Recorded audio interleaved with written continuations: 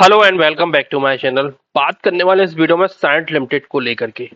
एक बहुत अच्छी कंपनी थी, लेकिन आज इसका स्टॉक टूट गया लगभग 23% से ऊपर। आज का लो देखोगे तो आज का लो लगा है 1328 रुपए का, और क्लोजिंग 1355, और अगर हम लोग सेटलमेंट के आफ्टर देखते हो 1344 रुपए 90 पैसे पे आज की क्लोजिंग निकल के आई है। आज हुआ क्या, तो देखिए कल इसके क्वार्टर 1 के नंबर आए थे, क्वार्टर 3 के नंबर आए थे, सॉरी। और उसके बाद में देखोगे तो एक हैवी करेक्शंस था। तो मतलब नो डाउट नंबर्स उतने अच्छे देखने को नहीं मिलेंगे एक्सपेक्टेशन से। लेकिन क्या कोई स्टॉक अकेला इसकी वजह से 22-23% छूट टूट सकता है, जो कि एफएनओ में भी लिस्टेड है? तभी आपको 23% की गिरावट देखनी पड़ी होगी, 10%, 15%, फिर 20%, और फिर धड़ धड़ धड़ करके टूटता चला गया स्टॉक। तो डिटेल में देखेंगे फंडामेंटल, क्वार्टर 3, और सबसे इंपॉर्टेंट है इनका प्रेजेंटेशन। तो सबसे पहले हम लोग प्रेजेंटेशन की ही बात कर लेते हैं। तो ये रहा उनका प्रेजेंटेशन। अगर इसमें थोड़ा सा नीचे जाओगे तो पहला नेगेटिव पॉइंट यहाँ पर देखने को क्या मिलेगा? Organisational updates. Mister Karthikeyan Natarajan has resign as the executive director and chief executive officer of Cyient limited. तो इनके द्वारा, और उनको कोई पर्सनल गोल और वही पर्सनल रीजन की वजह से इन्होंने अपना रिजिग्नेशन वगैरह दे दिया है। और उसके बाद अगर हम लोग बाकी के अपडेट भी यहीं पर देख ले, फाइनेंशियल अपडेट भी निकल के आया है कि यहाँ पर 124 करोड़ का प्रॉफिट हुआ है, जबकि इसके पिछले क्वार्टर और उसमें अच्छा खासा प्रॉफिट्स हुआ था। तो मतलब क्लियर कट एक डाउन ट्रेंड चालू हुआ है। खैर हम लोग ये सब बाद में बात कर लेंगे, लेकिन जो इंपॉर्टेंट आउटलुक निकल के आ रहा है, देखिए कंपनी ने क्या एक्सपेक्ट कर रही है। डेट रेवेन्यू डी ग्रोथ, पहला पॉइंट क्या है? D growth to in the range of 2.7% और डाउन साउड जा सकता है। और जो रेंज निकल के आएगी मार्जिन की, वो थर्ट, और ये एबिटा मार्जिन है 13.5। इस बार कंपनी ने लगभग 16% के आसपास का मार्जिन दिखाया है, तो उसमें और डी ग्रोथ आ सकती है।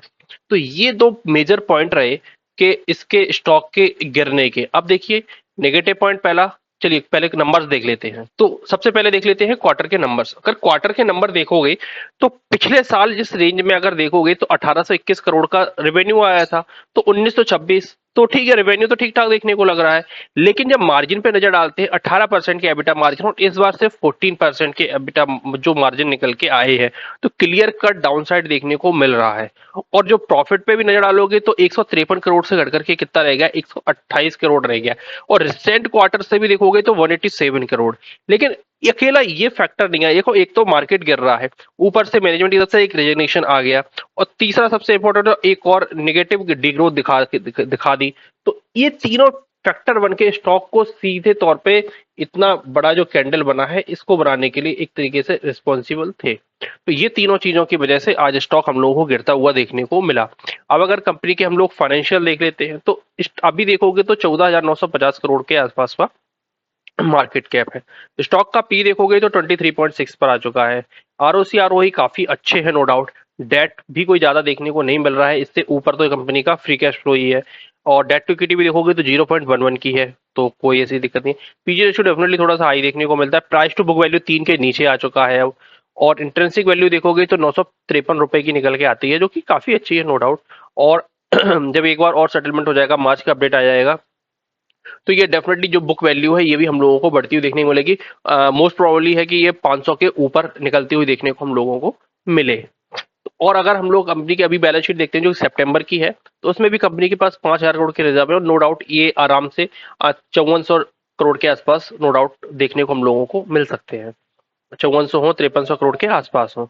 अगर कंपनी का हम लोग इन्वेस्टर्स का देखें तो अभी भी स्टिल प्रमोटर के पास होल्डिंग 23% की है।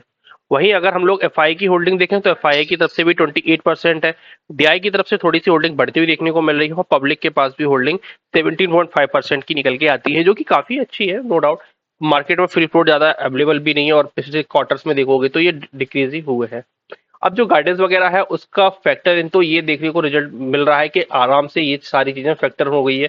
आज शेयर देखोगे तो नो डाउट ब्रेकडाउन में खुला, और जो गैप गैप बनाया उसके बाद में भी देखोगे तो फॉलो अप लगातार जारी रहे, और बहुत स्ट्रॉन्ग क्लोजिंग निकल के आई है। इसको हम थोड़ा सा वीकली में कर लेते हैं, ये डेली चार्ट है, थोड़ा सा वीकली चार्ट में देख लेंगे तो और अच्छी पिक्चर क्लियर होती हुई देखने को मिलेगी। नो डाउट पहले क्या हो रहा था, एक अच्छी खासी रेजिस्टेंस ट्रेंड लाइन थी, यहाँ से बन रही थी। इसके बाद स्टॉक काफी अच्छा गया भी, बट ब्रेकआउट है, ब्रेकआउट के बाद काफी अच्छा गया, ग्रोथ वगैरह सारी चीजें ठीक थी। अब यहां से देखोगे तो एक 1250 रुपए से 1300 तक के एक अच्छा खासा सपोर्ट जोन यहाँ पर क्लियर कट देखने को मिलता है। तो सपोर्ट जोन की जब तक ये इंटैक्ट है अभी तक, तब तक कोई प्रॉब्लम नहीं है और मुझे लगता भी नहीं कि ये आसानी से ब्रेक होगा 1250 रुपए के नीचे। अभी थोड़ा सा इसमें करेक्शन मुझे लग रहा है कि अभी और थोड़ा सा देखने को मिलेगा। ये अगर ब्रेक हो गया तो फिर फॉल मुझे लग रहा है कि काफी स्ट्रांग आएगा। तो एक रिवर्सल का साइन अगर यहां से कोई देखने को मिल सकता है, कंसोलिडेशन, डबल डबल बॉटम बनता है, क्या बनता है, ट्रिपल बॉटम बनता है, उसके बाद में कंसोलिडेशन का ब्रेकआउट निकल के आता है, तब पिक्चर थोड़ी क्लियर होती हुई थी। फिलहाल तो जो मुझे लग रहा है कि आज एक दो क्वार्टर्स के जो जो नेगेटिव पॉइंट है वो थोड़े से और गिरेगा, थोड़ा सा और फैक्टर इन होते हुए देखने को मिलेंगे। अगर हम लोग यहाँ से अगर ऑल टाइम हाई से देखते हैं तो स्टॉक ऑलरेडी आज तो 23% का डेंट लगा ही है।